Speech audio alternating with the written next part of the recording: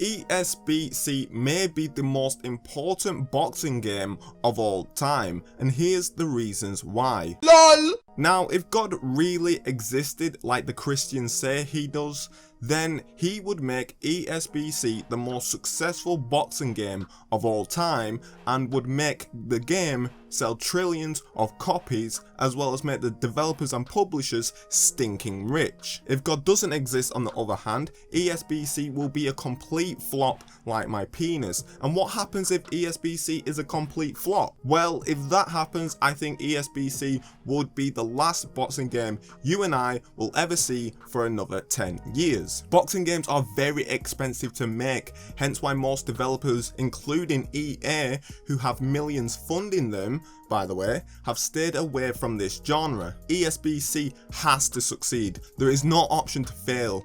That option does not exist. If it doesn't, people will have to go back to begging EA for Fight Night Champion 2, which probably won't happen because EA signed a 10-year deal in 2020 with the UFC to make 5 more UFC games. So Esbc has to succeed, otherwise we're gonna have to wait 10 years for another boxing game. Now you may be thinking, well, THEAR, why can't they simply make Fight Night alongside UFC? And to be honest, I don't think they can. I don't think EA have the power to do that. EA can't get UFC 4 right, so what makes you think they can make 2 combat sports games alongside each other? They can't. That's like finding a girlfriend who is stress-free and can cook and clean. It's just not happening. It's impossible. So if you want to see more boxing games in the future, then my advice would be to buy the hell out of Esbc. My advice would be to get the whole neighborhood a copy of Esbc. Buy your nan one, even if she's dead. Buy your cat one. Buy your dog one. Buy everyone a copy you know of Esbc. Buy the hell out of this game. That's my advice. It's not the best financial advice, but it's the best advice if you want another boxing game. And if there's microtransactions in the game, buy the hell out of those as well. I do not care if you got 10 grand in debt, bro. Buy the hell out of this game. Buy all the microtransactions possible. It's for a good cause. Think about donating to a charity. It's a good cause. Do it! Esbc needs to succeed badly for boxing's sake and for boxing games in general and for the future of boxing games. If it doesn't, I honestly think that will be the end of boxing games if Esbc doesn't succeed. I think this is why it's so important. It's crucial this game succeeds. EA pretty much killed boxing games. They were known for making the Fight Night series, but abandoned that ship for UFC because boxing games were becoming too expensive to develop. No true boxing game has been released since Fight Night Champion, which was back in 2011, and this is because of licensing issues. Licensing fighters' likeness is too expensive, and turning a profit on a boxing game is more hard work than it's worth. But if Esbc is a commercial success, then boxing games will no longer be dormant and boxing games can strive once again, and the giant known as EA will be slayed. Bruh. If Esbc is a commercial success, EA will either do 2 things. 1, compete with Steel City, the people behind Esbc, or 2, let them have the genre, let them have the boxing game genre. And if they compete, then great, we get another Fight Night, finally.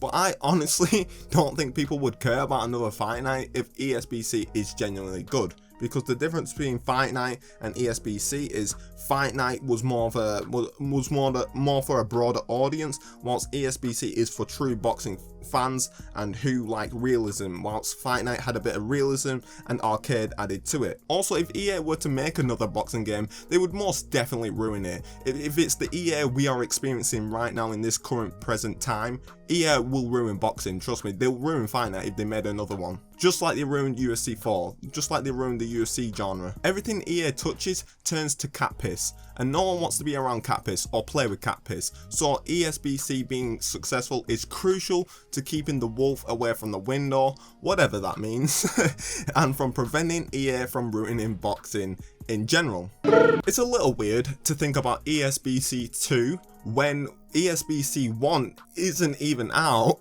and is still in alpha development. It's a bit weird. THEAR, are you alright? Are you feeling well? I may be getting a little ahead of myself, I admit, but there's a reason for it. You see, if Esbc is a massive success and sells more than 10 copies, then we can expect Esbc 2 to be much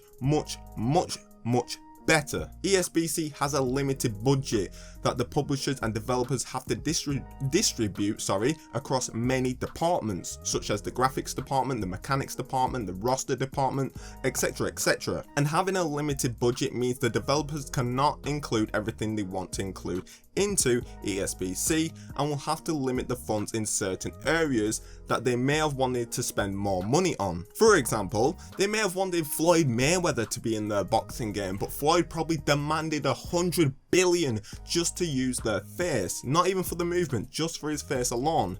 You're probably thinking, THEAR, bit much, come on, you're over exaggerating like women, come on, he wouldn't have demanded that much. But Floyd, isn't that right? Wouldn't you want 100 billion to be in this game?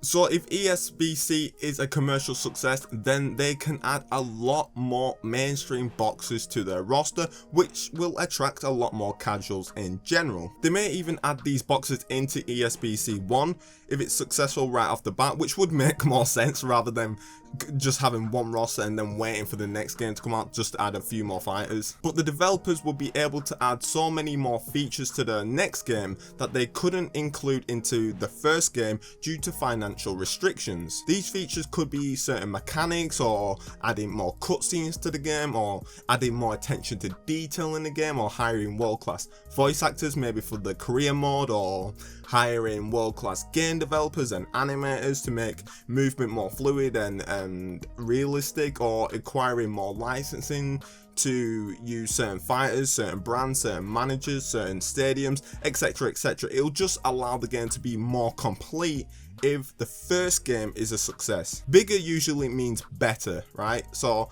the more money they have to spend on the next game, the better the game will generally be. All these things would improve the game massively, and that's why I think ESBC needs to succeed badly.